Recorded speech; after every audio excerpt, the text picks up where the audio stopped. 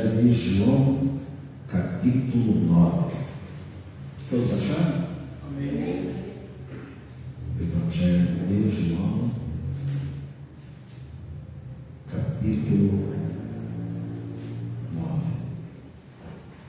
Quem está abençoado nessa noite? É bom estarmos na casa de Deus. É um lugar onde Deus ordena a bênção para nós.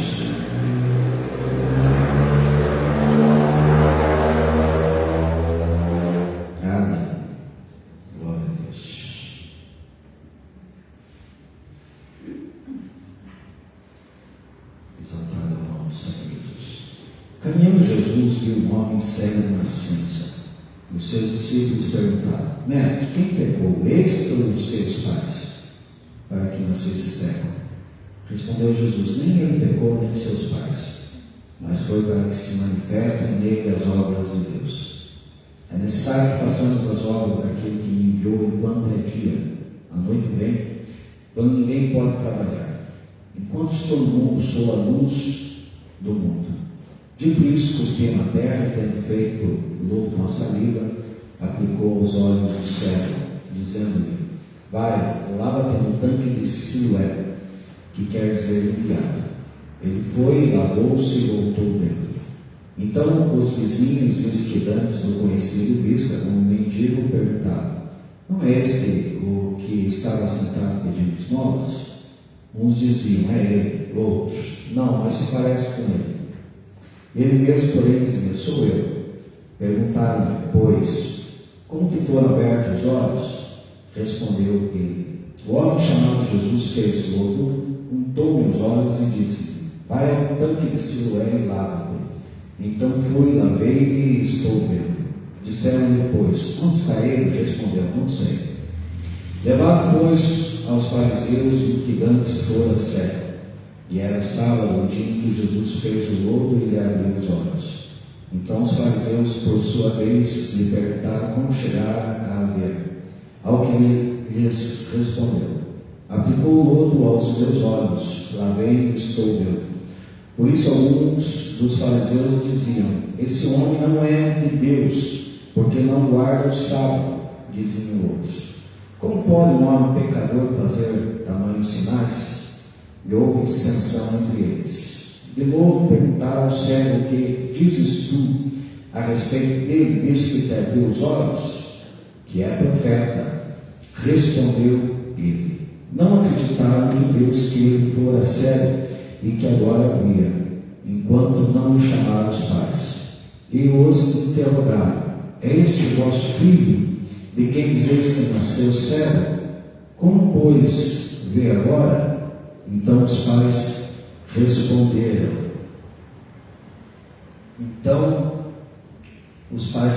sabemos que este é o nosso filho que nasceu cego, mas não sabemos como vê agora, ou quem lhe abriu os olhos, também não sabemos. Perguntar a ele: idade tem, falará de si mesmo. Isso disseram seus pais porque estavam com medo dos judeus, pois estes já haviam sentado que se alguém confessasse ser Jesus do Cristo, fosse expulso da sinagoga. Por isso é que disseram os pais: ele idade tem, interrogai-o. Então chamaram pela segunda vez o homem que fora cego e disseram: dá glória a Deus, nós sabemos que esse homem é pecador. Ele retrucou: se é pecador, não sei. Uma coisa sei, eu era cego e agora vejo. Perguntaram-lhe, pois, que te fez ele? Como te abriu os olhos? Ele lhes respondeu: já vos disse, e não atendestes. Por que quereis ouvir outra vez? Porventura quereis vós também tornar os seus discípulos? Então o injuriaram e lhe disseram: discípulo dele és tu, mas nós somos discípulos de Moisés. Sabemos que Deus falou a Moisés, mas esse nem sabemos onde é. Respondeu-lhes o homem: nisto é de estranhar que vós não saibais de onde ele é. Contudo, me abriu os olhos. Sabemos que Deus não atende a pecadores, mas, pelo contrário, se alguém teme a Deus e pratica a sua vontade, a este atende. desde que há mundo, jamais se ouviu que alguém tenha aberto os olhos a um cego de nascença. Se este homem não fosse de Deus, nada poderia ter feito. Mas eles refugaram: tu és nascido todo em pecado, e nos ensina a nós, e o expulsaram. Ouvindo Jesus que o tinha expulsado, encontrando-o, lhe perguntou: crês tu no Filho do Homem? Ele respondeu e disse: quem é, Senhor, para que eu nele creia? E Jesus lhe disse: já o tens visto, e é o que fala contigo. Então afirmou ele: creio, Senhor, e o adorou. Prosseguiu Jesus: eu vim a este mundo para o juízo, a fim de que os que não veem vejam, e os que veem se tornem cegos. Alguns dentre os fariseus que estavam perto dele perguntaram-lhe: acaso também nós somos cegos? Respondeu-lhes Jesus: se fosseis cegos, não teríeis pecado algum, mas porque agora dizeis, nós vemos, subsiste o vosso pecado. Amém. Graças a Deus. Irmãos, eu quero falar nessa noite de cegueira espiritual. Cegueira espiritual. Alguns males são consequências de nossos descuidos.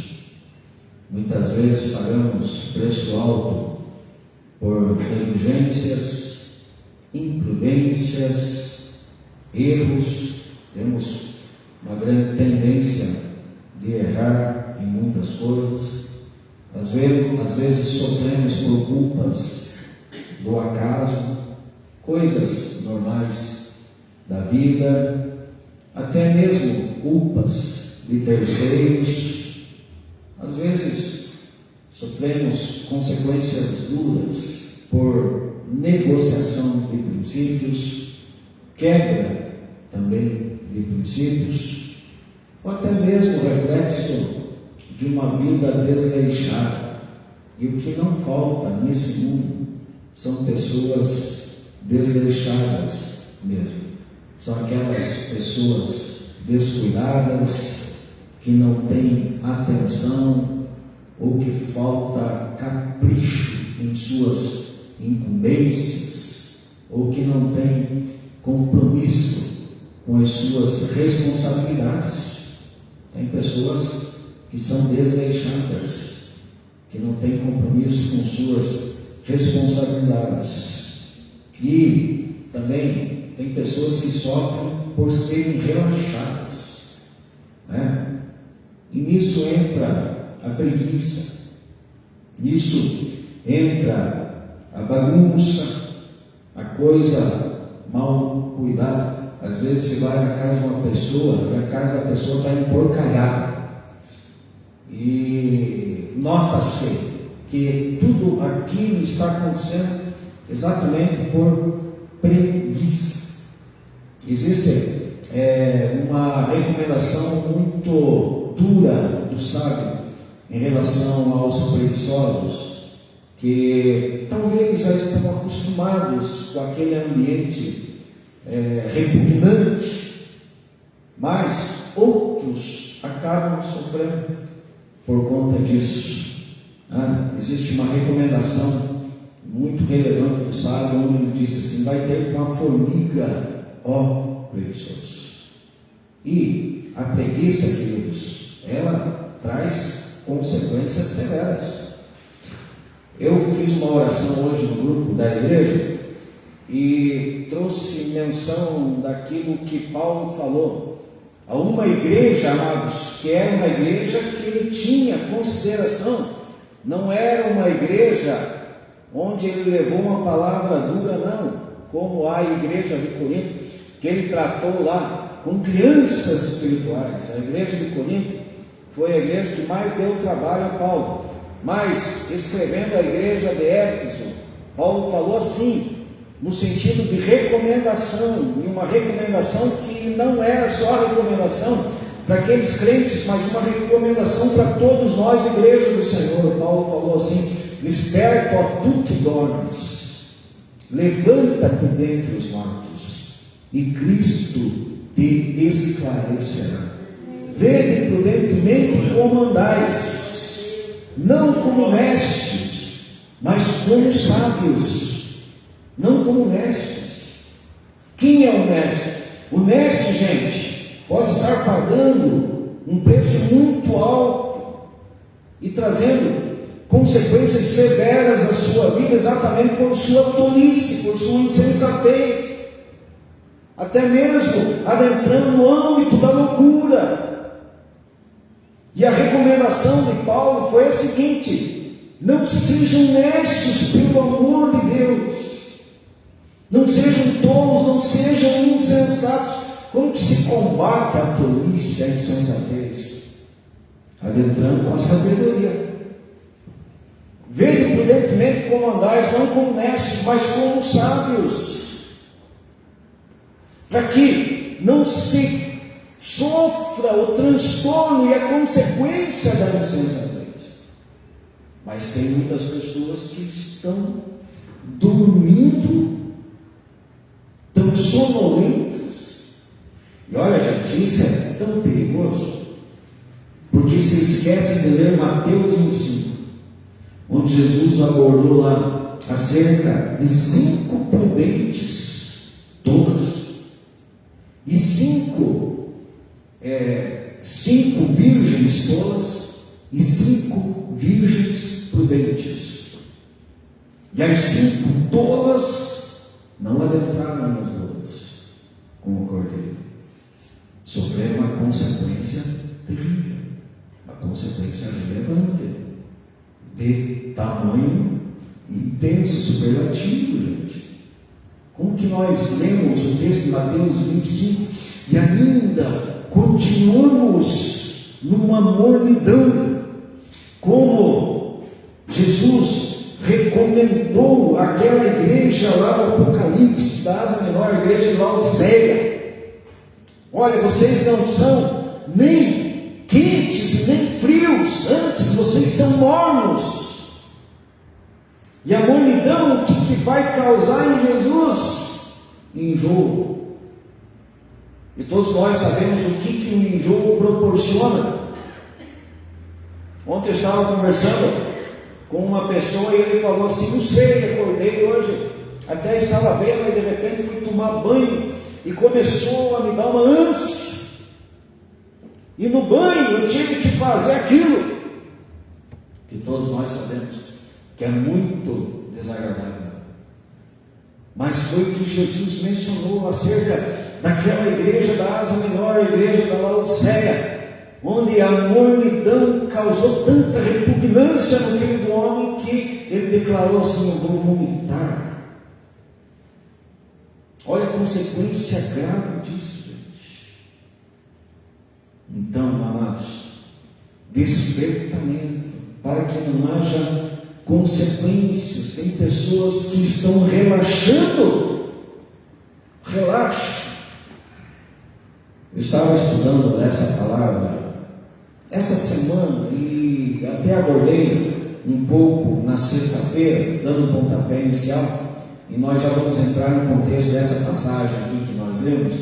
Mas eu estava meditando hoje acerca de algumas maldições, principalmente abordadas pelo profeta Jeremias. Jeremias, ele abordou lá no capítulo 17, no versículo 5, um texto que traz confusão a muita gente. E tem muitas pessoas que falam o texto achando que é de um jeito, mas na verdade é de outro jeito. Jeremias 17:5: maldito é o homem que confia no homem. Quem é esse maldito? É aquele que confia em si mesmo, é aquele que confia na força do seu braço, na sua independência, na sua capacidade. Não é o homem que confia no outro. Assim, gente, se nós não confiamos em ninguém, se nós deixamos de confiar no homem, nós vamos morar no meio do mato sozinhos. E vamos viver de caça, de pesca, comendo formiga, gafanhoto, mel silvestre. Não, eu moro aqui nessa caverna porque eu não confio em ninguém, porque a Bíblia diz que maldito é o homem que confia no homem. Gente, nós vamos ter que confiar em muita gente. correndo perigo de ser decepcionado muitas vezes. É ou não é verdade? Correndo enorme perigo de ter muitas decepções. Mas tem que confiar. Você tem que confiar no teu filho, no teu pai, no teu cônjuge, no teu irmão. Claro que muitas vezes você vai se desapontar, mas tem que confiar. Eu tenho que confiar em vocês, vocês têm que confiar em mim. E assim nós vamos seguindo a vida. Mas tem um outro texto que está lá em Jeremias 48, 10. E que o contexto é muito relevante, gente. E as pessoas também confundem, porque isolam o texto. E é um erro crasso pegar um versículo e isolar ele do contexto, e fazer disso muitas vezes uma doutrina. Está escrito lá em Jeremias 48, 10, assim: maldito é todo aquele que faz a obra de Deus relaxadamente. Em qual contexto Jeremias está abordando isso aqui? Um tratamento de Deus com o Moabe. Um tratamento de Deus com os Moabitas. E Deus tinha decretado espada para Moabe. E quem não exercesse a espada, que não era aquela espada que Jesus abordou lá para Pedro, a espada do Espírito, mas que era a espada que Pedro realmente estava usando naquele momento. Porque o tratamento de Deus com os moabitas em determinado momento foi severo, e quem não fizesse aquilo, fosse chamado para fazer aquilo, no sentido de tratamento de Deus com os moabitas, estava fazendo a obra de Deus relaxadamente. Maldito é o homem que faz a obra de Deus relaxadamente. Mas eu estava lembrando de Saul também, que em determinado dia Deus falou para ele: olha, o povo amalequita é um povo muito mau, é um povo covarde, é um povo traiçoeiro, que mata o povo de Deus de maneira muito terrível, mata pelas costas, mata os velhos, mata as mulheres, mata as crianças, mata os doentes. Aquele povo que ia ficando mais para trás, lá quando Israel estava trilhando pelo deserto, e eles eram atacados pelos amalequitas. Chegou um dia que o Senhor quis tratar severamente também com os amalequitas, e na gestão do rei Saul, o Senhor falou para ele: é o seguinte, em relação aos amalequitas, você vai, Deus deu uma palavra para Saul, você vai, mata homens, mulheres, crianças, mata o rei, mata os animais, não deixa nenhum ser vivo. E gente, o Saul, ele não fez as coisas segundo a vontade de Deus, ele fez as coisas segundo o seu coração. E isso é um erro muito comprometedor, as pessoas agirem conforme os ditames do seu coração. Não sei por que cargas d'água ele poupou o rei Agag, talvez por vaidade mesmo, né? Deixou o rei vivo para ver ali a sua glória, a glória do rei de Israel. E também viu um gado que ele pensou: é um gado bonito, gordo, cada boizão aí, boi Nelore para cima. Vamos sacrificar para Deus esses bois, esses animais. Mas o que Deus tinha ordenado para ele? Mate tudo, não deixa nada aqui. E quando Samuel, gente, desceu para ver se ele tinha cumprido a tarefa, já ouviu lá o que é esse mochido? O que está acontecendo? Não, profeta, é que o xingado tão bonito, né? Que pena matar, sendo que a gente poderia sacrificar a Deus. Se você puder abrir 1 Samuel 16, para nós vermos diante disso qual foi a palavra de Deus ao profeta. Acompanhe comigo, vou pedir para você acompanhar esse texto.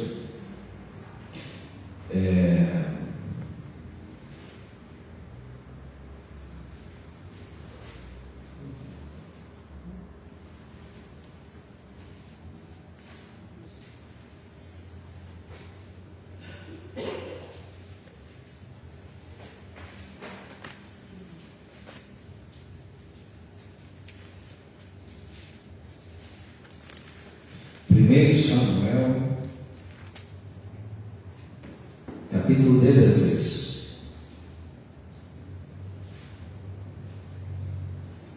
Primeiro Samuel, capítulo 16, versículo 1. Está escrito assim: Disse o Senhor a Samuel: Até quando terás pena de Saul? Havendo eu rejeitado, para que não reine sobre Israel? Até quando terás pena de Saul? Essa foi uma palavra de Deus para o profeta. Gente,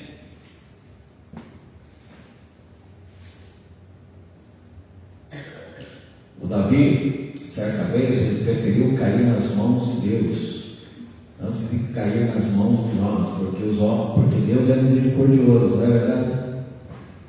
Deus é misericordioso. Os homens muitas vezes não.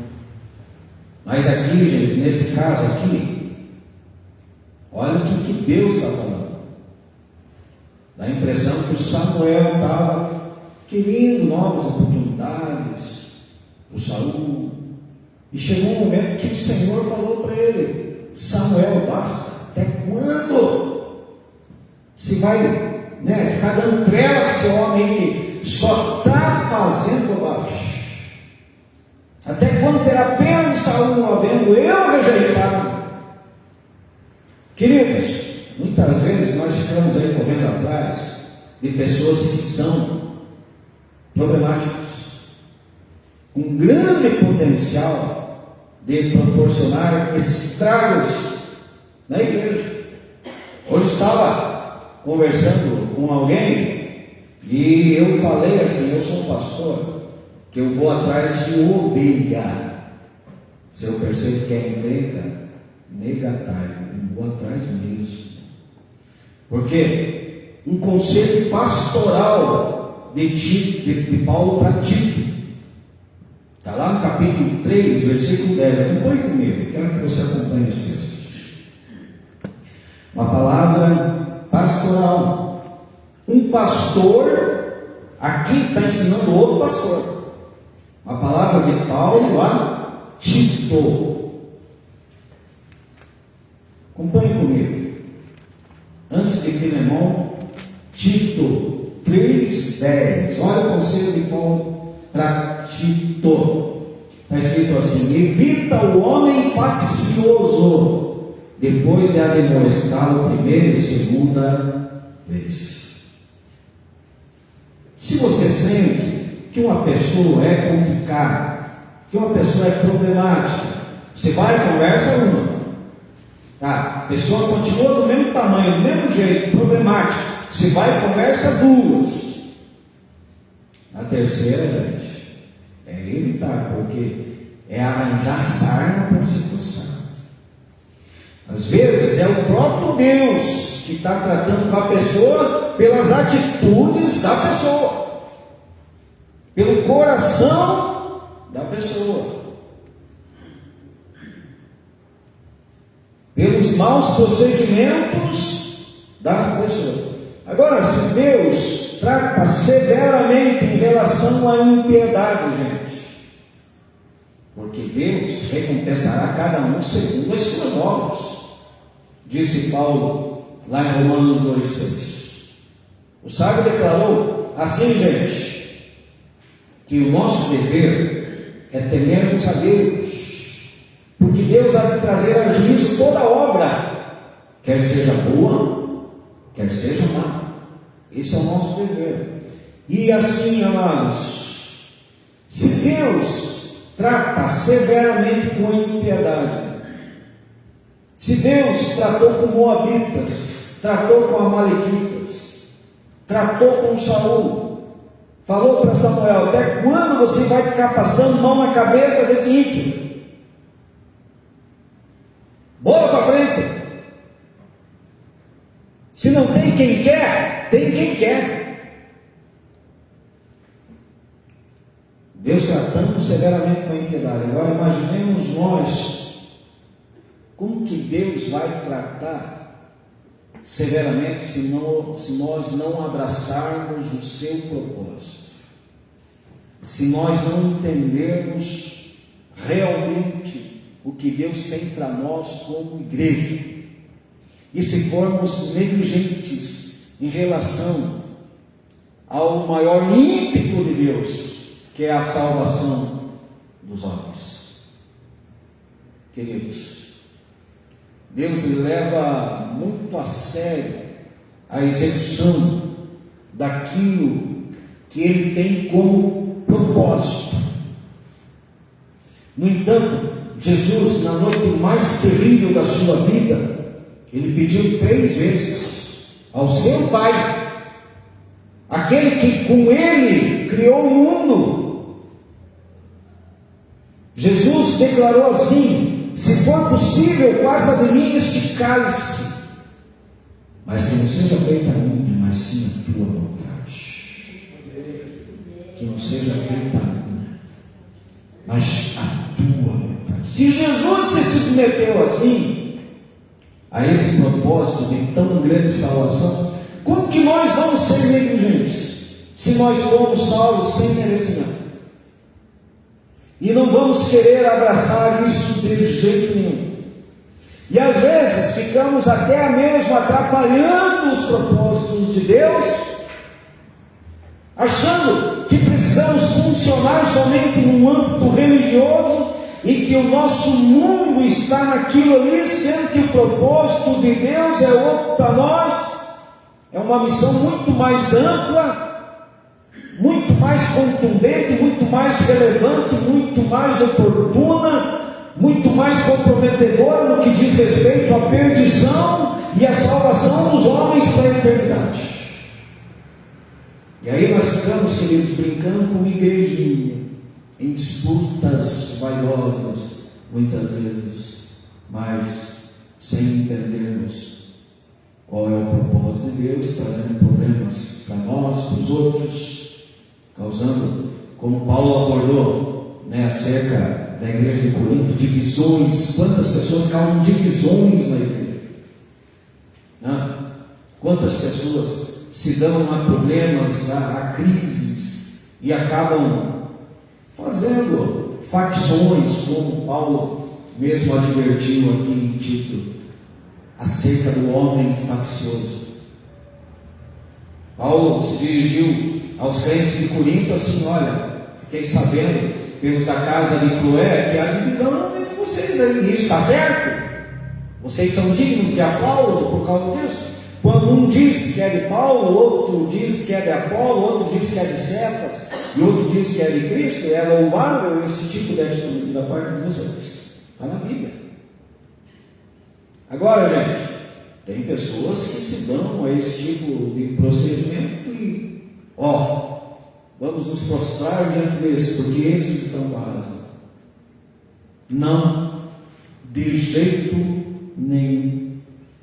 É por isso que Paulo falou aos crentes de Éfeso o seguinte: não sejais insensatos, mas entendais qual seja a vontade do Senhor.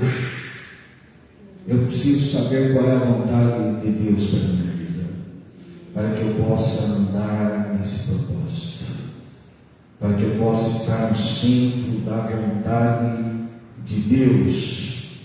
E quando Ele determina algo, queridos, nós não podemos tratar isso com indiferença.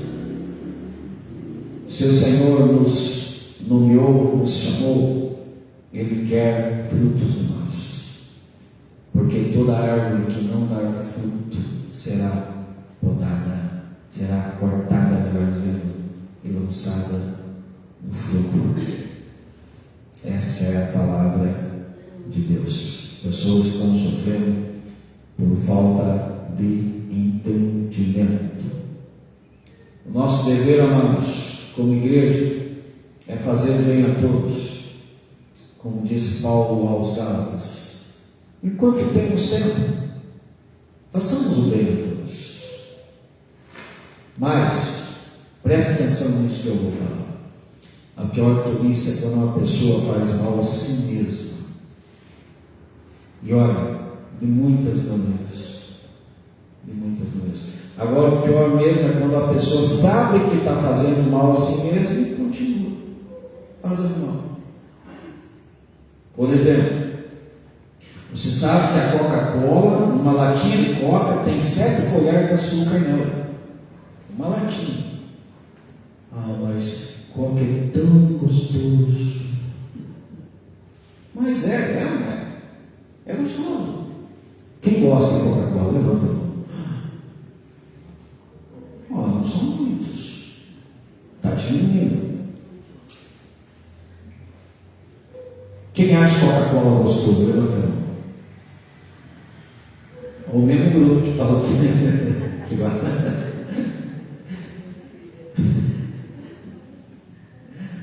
Agora, quem prefere água com limão e gás? Levanta a mão. Os mesmos que tomam Coca-Cola. Misericórdia.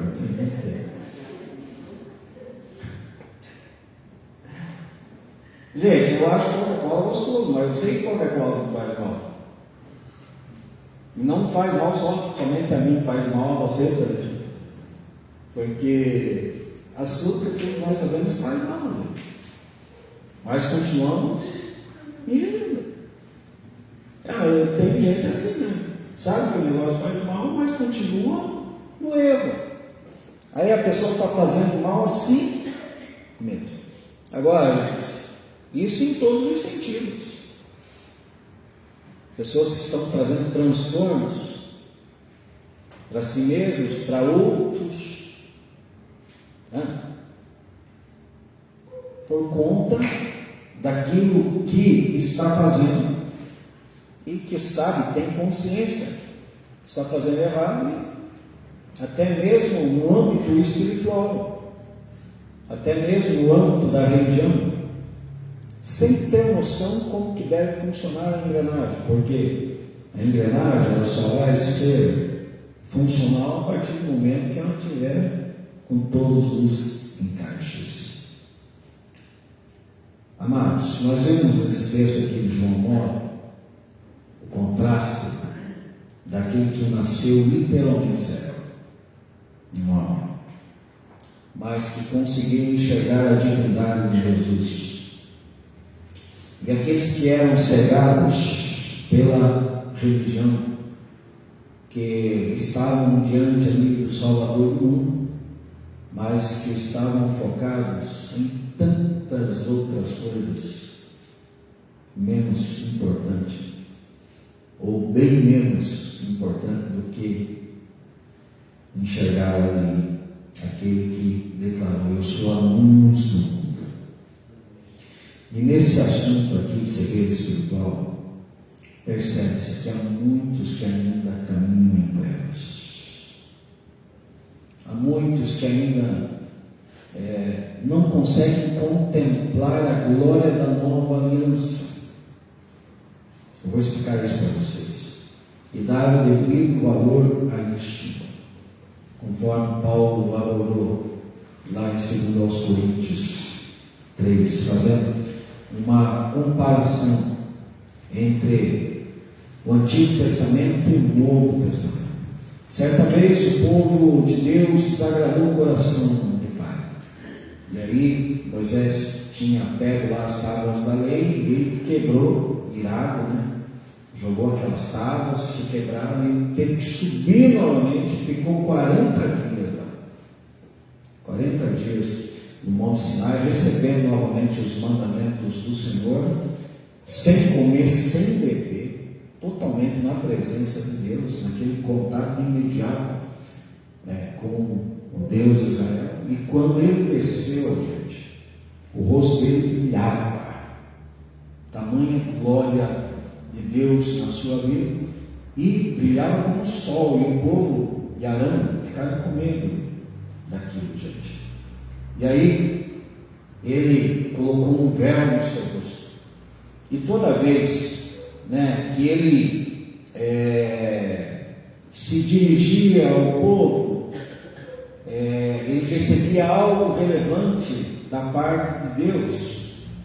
Aí ele se dirigia ao povo com o rosto descoberto, e o povo ali contemplava a glória.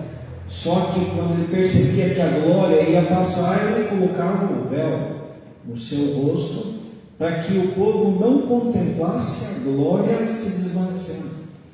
E gente, Jesus, que foi superior na nova aliança, aí é uma glória permanente, que Paulo está abordando lá em 2 aos Coríntios capítulo 3, porque diz respeito não a Moisés, mas diz respeito à glória que Jesus Cristo proporciona como um novo pacto, uma nova aliança à sua igreja. E gente, nos faz lembrar daquilo que o salmista declarou lá no Salmo 80, durante 3 vezes o salmista, ele abordou assim: que o seu rosto resplandeça sobre nós, que o seu rosto resplandeça, faça o seu rosto resplandecer sobre nós, para que sejamos salvos, para que sejamos salvos.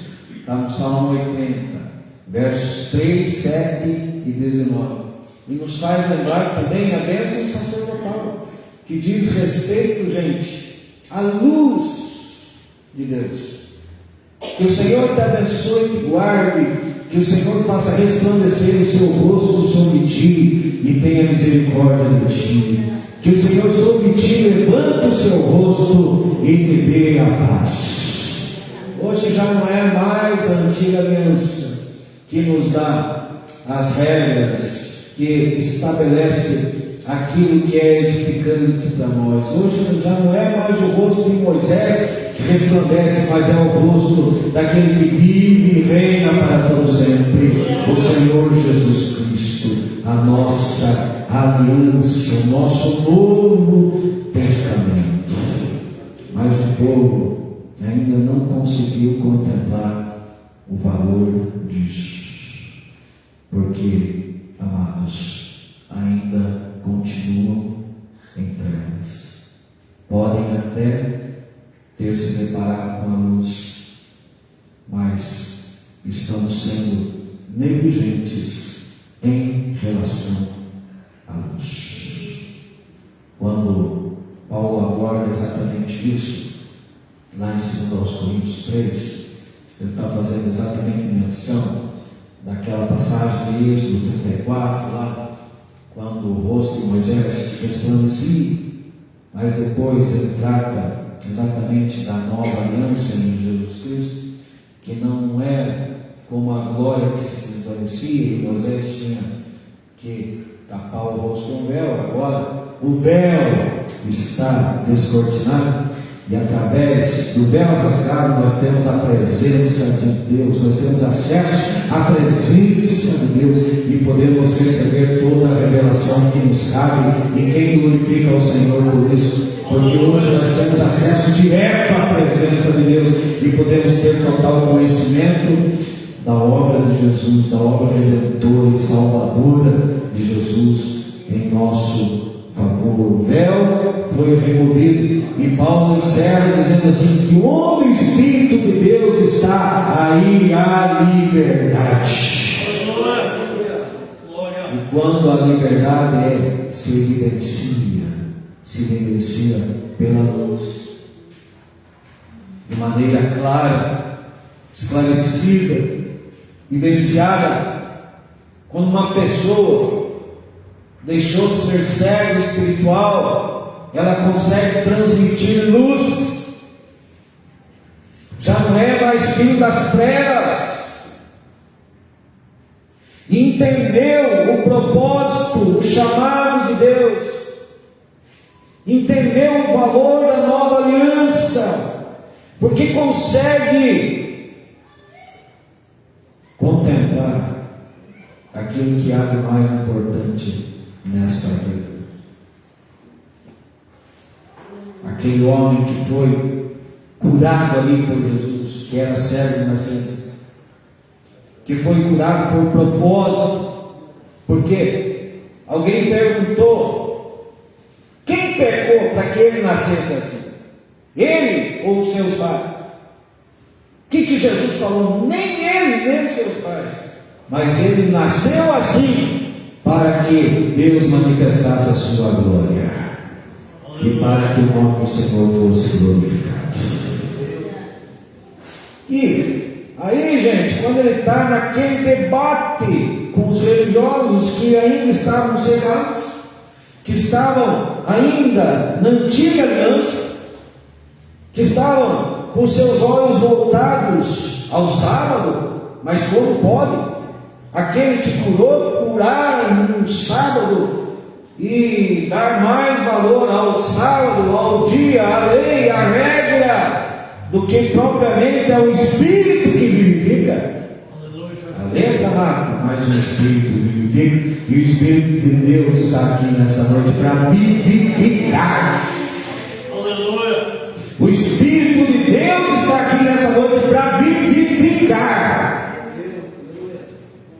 E aquele homem, ele está ali naquele debate: olha, mas vocês não são profundos conhecedores, certo e tal. Ele está numa provocação com os fariseus, mas ele tem uma convicção que ele recebeu naquele momento, porque o rosto de Jesus resplandeceu sobre ele, e ele declarou assim, quando eles taxaram Jesus como um pecador: não, nós somos servos de Moisés, ele é pecador.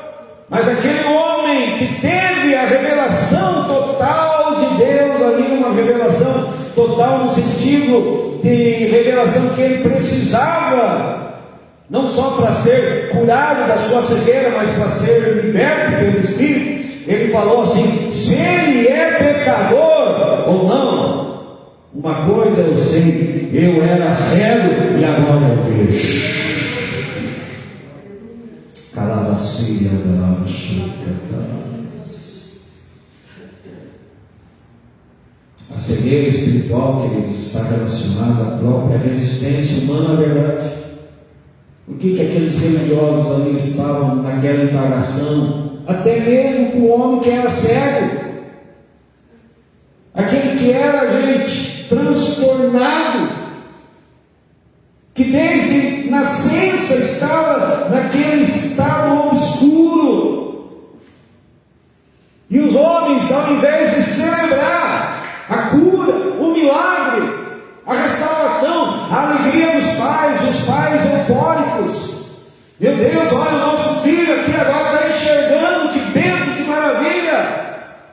Mas por outro lado, com medo dos religiosos, e os religiosos, pais,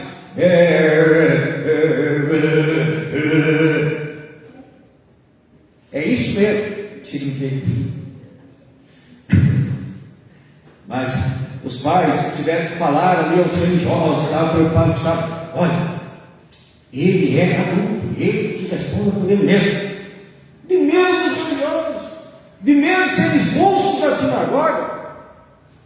Agora, essa opressão é de Deus. Essa coisa maligna de ficar forçando a barra, de querer que a coisa seja do seu jeito, e deixar de contemplar verdadeiramente a ação de Deus, não só no sentido de cura, de milagre na vida de uma pessoa, mas de libertação da alma, que nós vemos no final do texto, que ele, tocando em miúdos para nós entendermos, ele recebeu Jesus como o único suficiente Salvador da sua vida. E é isso que realmente importa para uma vida Porque o que adianta ser curado aqui, ser aberto os olhos e daqui a pouco morrer, e a vida é tão breve, e foi curado de cegueira, mas foi para o inferno. Não foi o caso dele. O Bartimeu foi outro que foi curado, porque teve ali um baita esforço, e diz o texto lá que ele seguia Jesus pelo caminho, se tornou crente, gratidão no coração. Agora os religiosos entraram ali naquele debate, porque quem eram os verdadeiros cegos na situação não eram os religiosos, não era aquele que estava cegado ali no seu organismo, no seu corpo físico, que teve ali uma visitação de Jesus, a visitação que ele realmente precisava, para que não houvesse um comprometimento da sua alma, mas que houvesse não só uma cura física, mas uma vida eterna, condizente.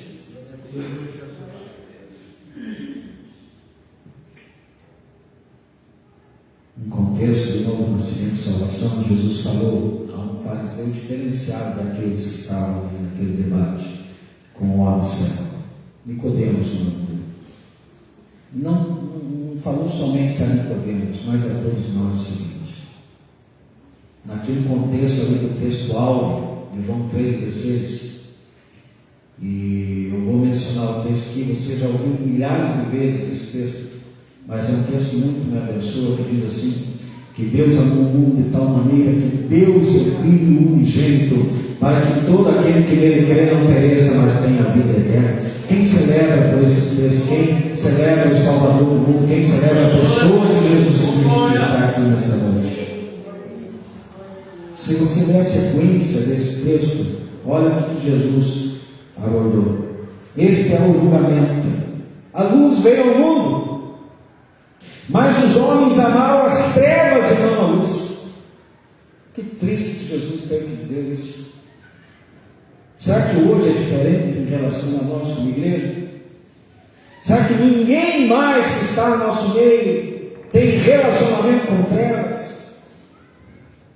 Será que ninguém mais ama trevas? Todos nós estamos severamente, contundentemente na luz. Será mesmo? Será que o mundo e aquilo que há no mundo já saiu completamente de nós mesmos?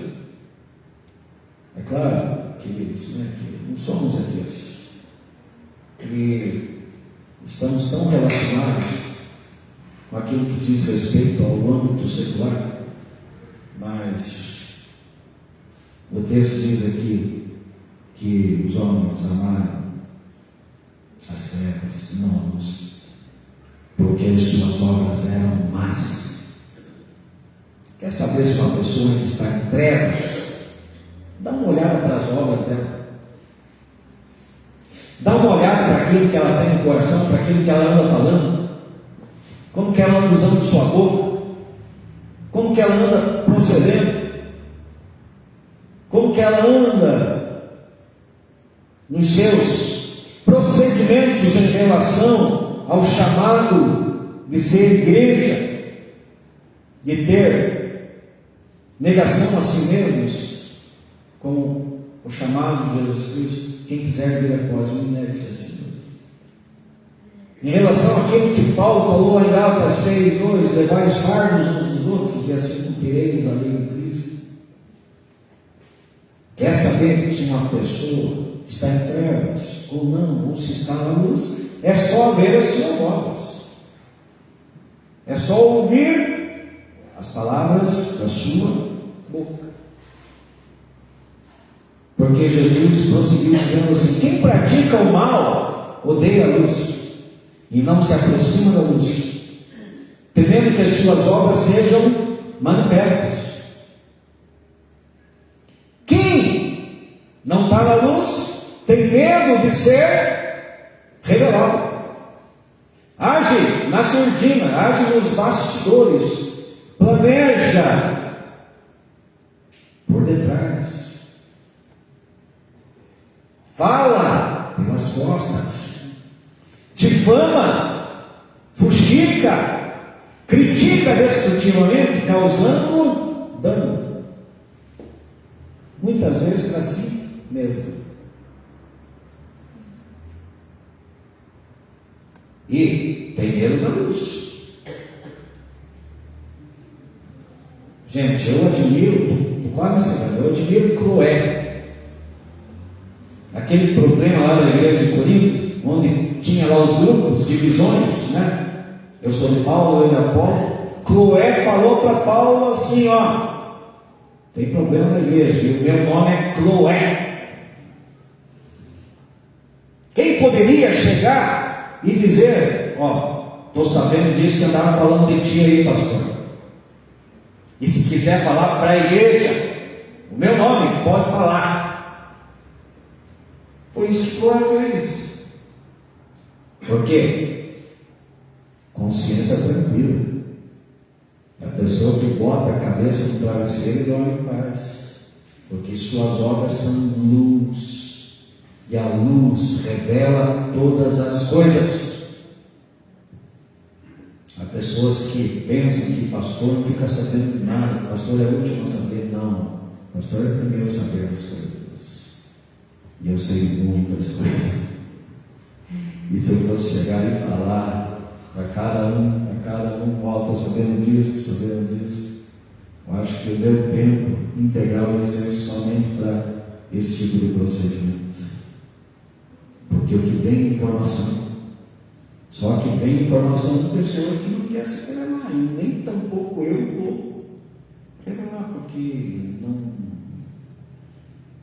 diz respeito àquilo que é ético, até para evitar grandes transtornos. Mas, gente, Jesus, é isso que ele está falando aqui. Quem pratica o mal odeia a luz e não se aproxima da luz, temendo que as suas obras sejam manifestas. Mas quem pratica a verdade vem para a luz, para que se veja claramente que as suas obras são realizadas por intermédio de Deus.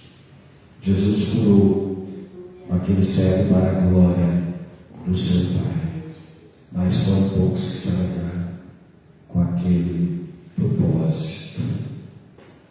E ali viu-se o respaldo do coração enganoso e perverso, impiedoso, coração sem amor e sem empatia. Fique em pé. No capítulo anterior, gente, nós percebemos ali, capítulo 8 de João, nós percebemos ali que, quando trouxeram uma mulher surpreendida em adultério, aqueles homens, aqueles religiosos colocaram diante de Jesus a lei de Moisés. Jesus, a lei diz assim, em relação ao adultério, que é necessário que seja apedrejado. E, gente, Jesus ali fez uma colocação retórica, não só aquele povo, mas uma colocação retórica a todos nós. Se algum de vós tiver sem pecado, seja o primeiro a tirar pedra nela.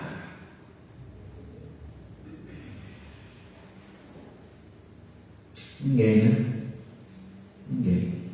A começar pelos mais velhos, foram lançando as pedras e todos saíram. E Jesus falou assim: mulher, ninguém te condenou, nem eu te condeno.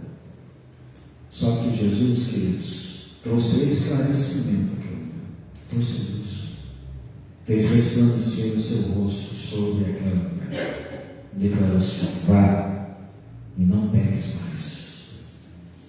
E na sequência ele declarou: eu sou a luz do mundo, quem me segue nunca andará em trevas, mas terá a luz da vida. Quem quer ter a luz da vida, para que deixe de andar por caminhos errados. Concluindo, o que nós podemos perceber nesse texto para abençoar as nossas vidas? Que o mais importante foi o milagre em si, não foi o milagre feito àquele cego de inocência.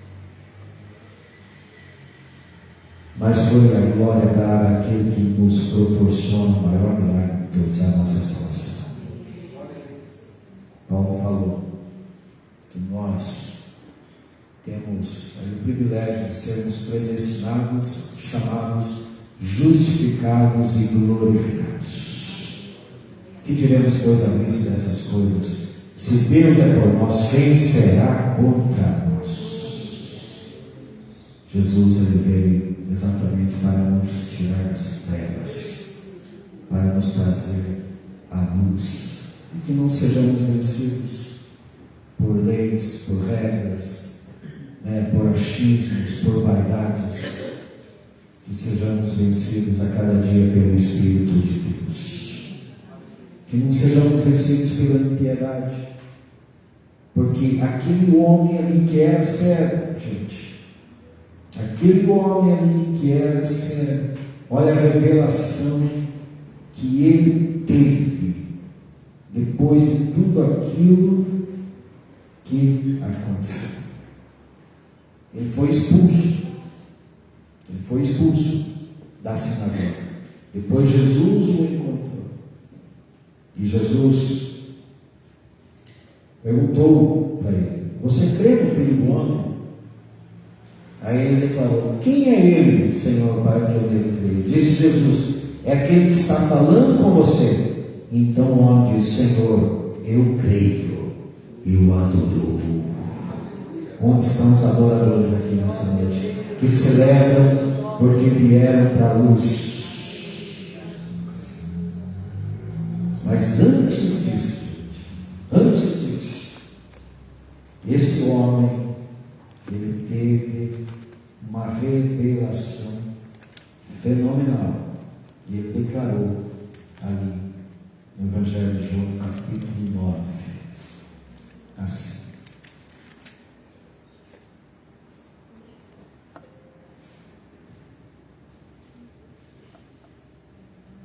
ele declarou que Deus não ouve pecadores, e que sábio mesmo é quem teme a Deus. Sábio mesmo é aquele que faz a sua vontade. Ele declarou isso antes de ser ministrado por Jesus. Que todos nós tenhamos essa consciência, que todos nós, amados, tenhamos o anseio de buscarmos a sabedoria e sabermos qual realmente é a vontade de Deus para as nossas vidas. Quando Isaías profetizou no capítulo 9, ele falou acerca do povo que estava em trevas, um povo que habitava na região da sombra da morte, terra de Zebulon e de Naftali. E quando Jesus iniciou seu ministério, foi exatamente naquela região, terra de Zebulon e Naftali, Cafarnaum, Galileia dos gentios. E diz o texto lá que o povo viu a luz. O profeta Isaías profetizou que resplandeceria a luz. E quando Jesus chegou lá em Cafarnaum, resplandeceu a luz. E a luz não deixou de brilhar. E a luz está aqui nesta noite. A luz do mundo está aqui nesta noite.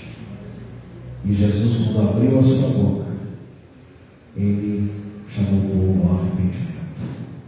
Arrependei-vos, pois é chegado o reino dos céus. Amém?